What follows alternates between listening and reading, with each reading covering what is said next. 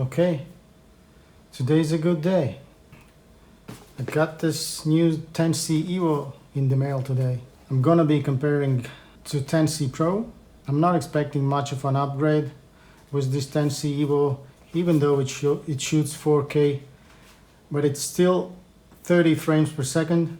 And in my opinion, for motorcycle riding, especially if you go off-road, when it's a lot of body movement and head movement involved, then what you need is 60 frames per second.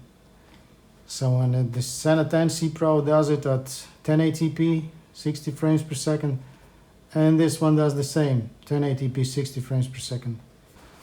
What I like about this 10C line is the idea having one device which can be used as a communicator, and it has built-in camera.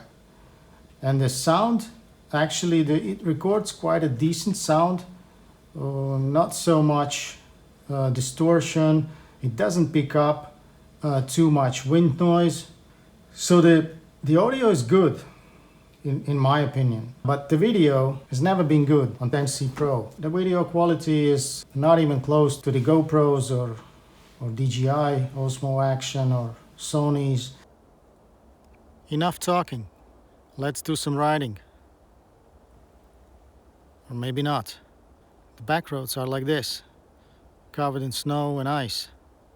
And the main roads are covered in salt.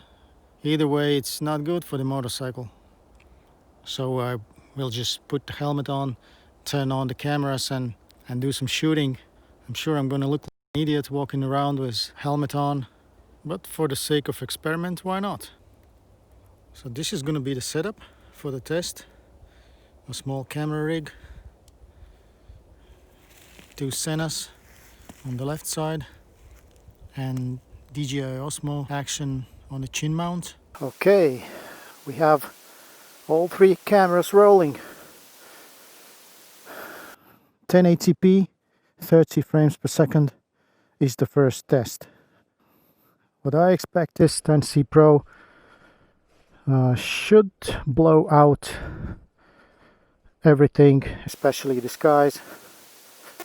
I'm recording audio on all 3 cameras, and the difference between 10C Pro and 10C EVO is that I've set the microphone gain on EVO to medium and on 10C Pro on high. Now we have set all 3 cameras to 1080p 60 frames per second, and this is the only mode I used on 10C Pro because and when you ride a motorcycle, there's quite a lot of motion blur with 30 frames per second, and even on the highest resolution at 30 frames per second the image quality was not usable. So now let's see how it compares to 10C EVO. Of course the best image quality from these 3 cameras, I mean, DJI Osmo Action, which has stabilization, a better sensor, all that stuff. And now 1440p, 30 frames per second. This is where 10C Pro maxes out. This is the highest resolution and frame rate it can shoot. Comparing again the same settings on 10C EVO and on DJI Osmo Action.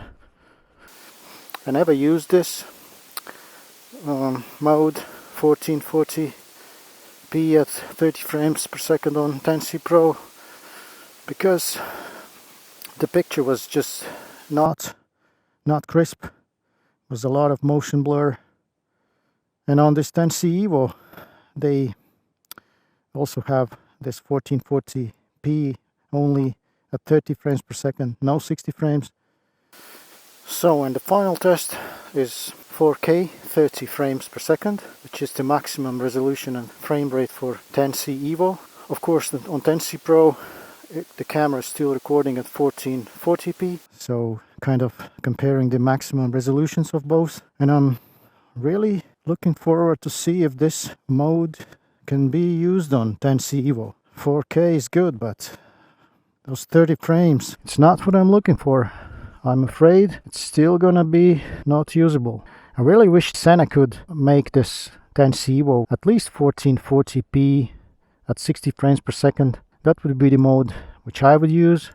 Probably we have to wait another year or two. Anyway, it's a small update, but we'll take it. We'll use it for the next season. So this was the test. How's the sound? Of course, it's going to be different when you ride a motorcycle and when there's a lot of wind noise and noise from the tires and mechanical noise. It's a whole different thing than standing here in the woods. Unfortunately, we'll have to wait for the next season. I hope it demonstrates enough how big is the difference between Sena 10C line and dedicated action cameras. What do you think, guys?